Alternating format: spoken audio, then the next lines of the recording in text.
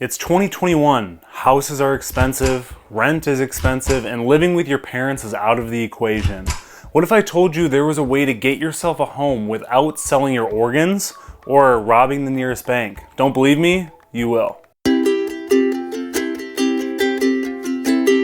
When it comes to expenses, there's three big ones that tend to tie people down: housing, transportation, and food.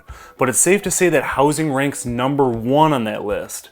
If you haven't noticed, home prices are very high right now. Just to put it into perspective, the National Association of Realtors stated the median existing home price for all housing types in March was $329,100, up 17.2% from March 2020 at $280,700. In some markets, this percentage was upwards of 20%. And with this drastic increase in home prices, higher rent prices tend to follow.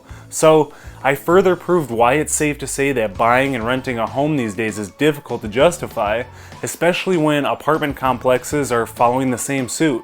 Understanding that there's a very high demand for housing at this given moment. So what's the secret formula? How can you avoid overpaying for housing and finally kickstart the next chapter of your life? Are all the gurus out there who say you can live for free right at all? Yes. The answer is house hacking. To put it in the simplest way possible, house hacking is when you purchase a home and rent out portions of the space to generate income that is used to cover your mortgage and other expenses associated with owning a home.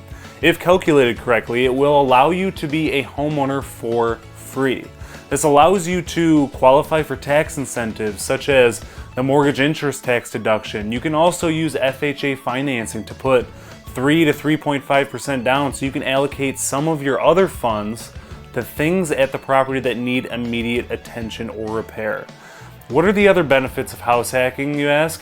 First and foremost, you're building your own equity instead of somebody else's. Secondly, when you live in the residence while renting out portions of the home, it allows you to avoid higher property taxes, and it will oftentimes have lending incentives as owner-occupiers tend to get better financing terms than people who use it solely as an investment property.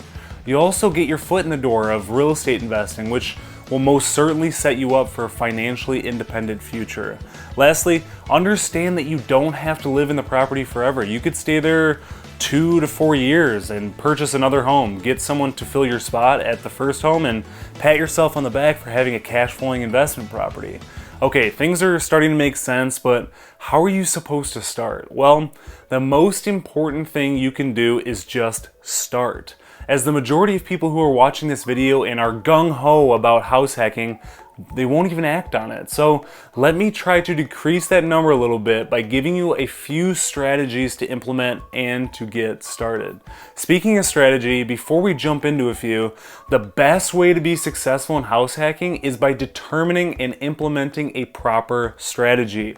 And with this proper strategy, you need to uphold it with professionalism, especially when it comes to creating lease agreements, setting a fair monthly rate, and doing your due diligence on your potential applicants to ensure they are exceptional tenants.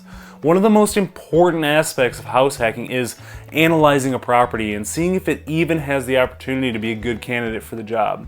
If you're someone who doesn't want to compromise their privacy for money each month, consider taking a look at multi-family properties. This could be a duplex, 2 housing units, a triplex, 3 housing units, a quadplex. I think you can guess how many units are in there, and of course, the number continues upward. But remember, when you're house hunting, it's about trying to shave off some of your expenses. So don't get yourself sold on the prettiest property out there.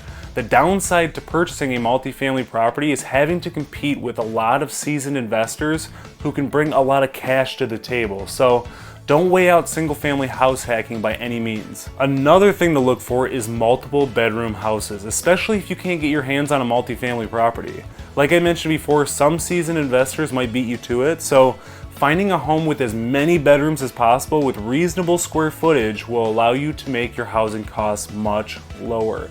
If a home doesn't have a lot of bedrooms but has a finished basement, you may be in luck. Oftentimes when basements are finished, walls are put up to create separate living spaces, bathrooms, storage, and even kitchenettes, which would then allow you to have more tenants.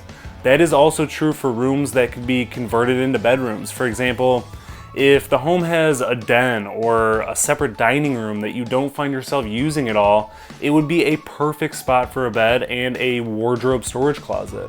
Basements are a plus because it creates an adequate living space, and that's a crucial aspect to keep in mind when searching for a property to house hack, especially if you don't have the closest relationship with everyone under that one roof. Some single family homes also have ADUs, or additional dwelling units. That would be an in-law suite or a guest house. These are perfect as it creates a multi-family feel and a sense of privacy. It's crucial to make sure these additions are permitted though, so you aren't faced with fees or forced to remove it.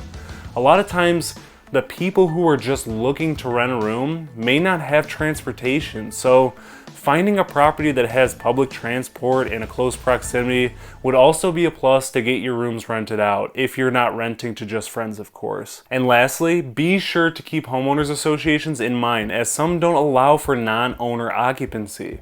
I have heard horror stories of people who did all their due diligence for the perfect investment property, purchased it to find out from looking at the HOA bylaws that they didn't allow non-owner occupancy. On top of that, some areas don't allow short-term renting, so keep that in mind if you're deciding to hop into the Airbnb business. Before I wrap this video up though, I want to know, what kind of house hacker do you want to be?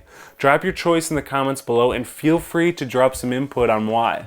Thank you for watching this week's video. Don't forget to hit the subscribe button, tap the bell to be notified every single time I come out with a new video, and please give it a thumbs up. I look forward to seeing you tune in next week's video.